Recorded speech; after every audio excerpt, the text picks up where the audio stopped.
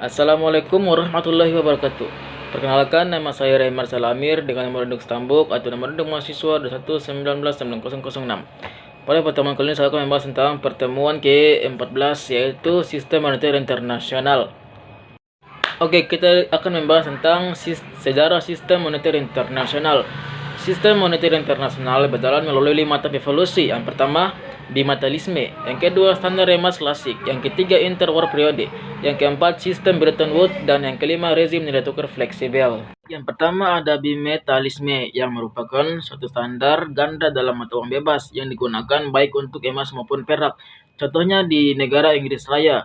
Bimetallisme digunakan sampai tahun 1816, sedangkan di Amerika Serikat bimetallisme digunakan dari tahun 1792 sampai 1873. Kemudian di Prancis dipakai sampai tahun 1878. Kemudian di Cina, India, Jerman, dan juga Belanda menggunakan standar perak. Ada pula hukum Gresham, yaitu rasio pertukaran antara dua logam secara resmi adalah tetap, dan hanya logam yang berlimpah saja yang digunakan sebagai uang. Akibatnya, logam yang lebih langka di negara tujuan tersebut tidak diedarkan. Dengan kata lain, uang buruk berlimpah harus mengusir uang baik yang sangat langka atau langka itu sendiri. Kemudian yang kedua ada standar emas klasik, yaitu berdasarkan standar emas klasik pada tahun 1875 sampai 1914, nilai tukar antara dua mata uang ditentukan oleh kandungan emas dari mata uang tersebut. Sebagian besar negara memulai standar ini pada saat Perang Dunia I meletus. Syarat implementasinya yaitu yang pertama, hanya emas yang dijamin mata uang untuk logam tidak terbatas. Yang kedua, terdapat konvertibilitas dua arah antara emas dan mata uang nasional pada rasio yang tetap.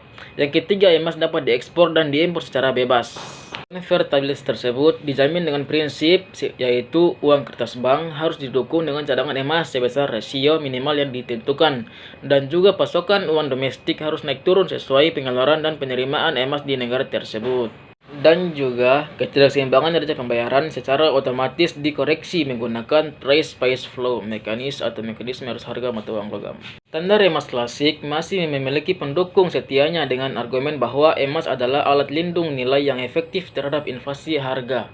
Kemudian fase atau evolusi yang ketiga adalah interwar period yang terjadi pada tahun 1915 sampai 1944. Standar emas klasik berakhir pada masa setelah Perang Dunia I, di mana negara-negara yang kalah, khususnya Jerman, Austria, Hungaria, dan juga Polandia, dan juga Rusia mengalami hyperinflasi. Contohnya, Jerman mengalami kenaikan indeks harga sebesar 1 triliun daripada saat sebelum perang. Di fase evolusi yang ketiga ini, interwar periode, ada beberapa tahap yang terjadi. Tahap pertama yaitu nasionalisme ekonomi akibat Perang Dunia I. Tahap kedua yaitu standar emas klasik gagal untuk dipulihkan karena agenda politik masing-masing negara. Tahap ketiga yaitu ekonomi tak stabil dan bank-bank bangkrut karena terjadi penarikan besar-besaran oleh nasabah. Tahap keempat yaitu investor panik ingin melarikan diri atau modalnya ke luar negeri, tapi semua di luar negeri juga bernasib sama, sehingga terjadilah hyperinflasi setelah Perang Dunia.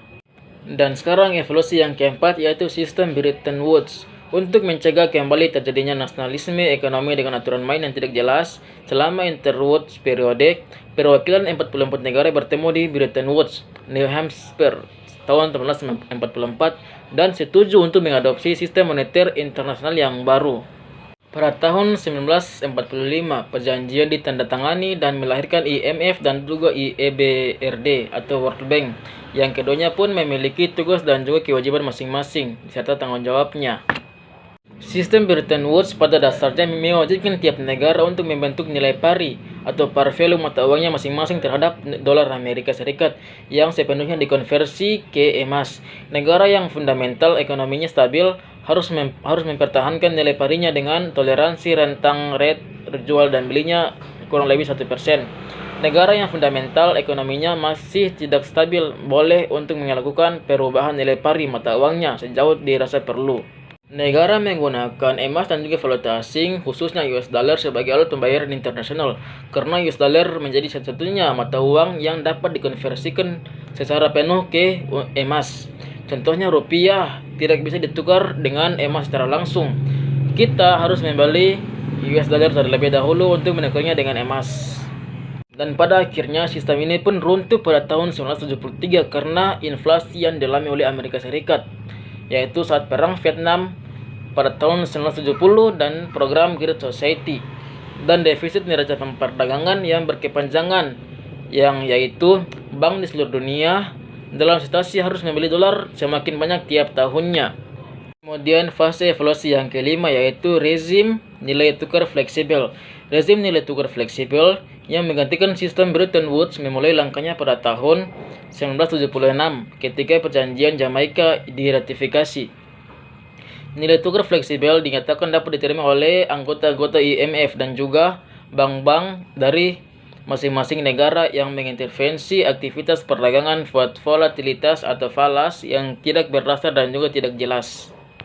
Selama masa pemerintahan Presiden Ronald Reagan, suku bunga real di Amerika Serikat sengaja ditinggikan agar arus modal investasi asing masuk deras ke Amerika Serikat demi membantu menopang defisit anggarannya yang high demand, yaitu nilai US dollar akan semakin naik.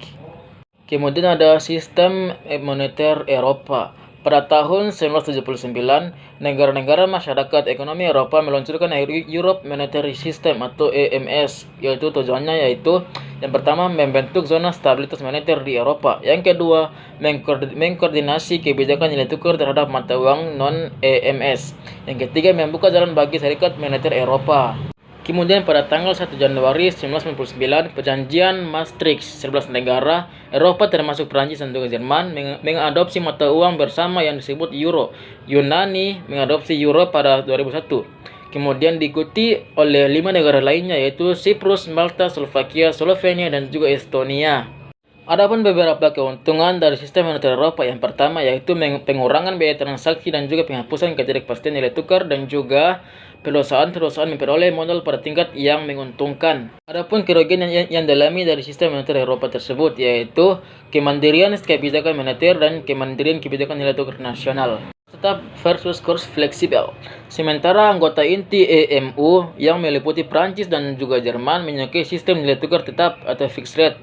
Negara-negara maju lainnya seperti Amerika Serikat dan juga Jepang lebih suka dengan sistem nilai tukar fleksibel floating rate. Namun, ketidakpastian nilai tukar dapat berpotensi menghambat perdagangan dan investasi internasional. Mayoritas perusahaan akan lebih memilih menghindari risiko berdagang secara internasional jika harus menghadapi masa depan yang selalu tidak pasti. Pun sistem moneter internasional yang baik harus mampu memberikan satu likuiditas, harus dapat menyediakan cadangan moneter yang cukup untuk perekonomian dunia sehingga perdagangan internasional dan investasi bisa bertumbuh. Yang kedua, penyelesaian harus dapat menyediakan mekanisme efektif untuk mengembalikan keseimbangan neraca pembayaran. Yang ketiga, keyakinan, yaitu harus dapat memberikan perlindungan untuk mencegah krisis kepercayaan.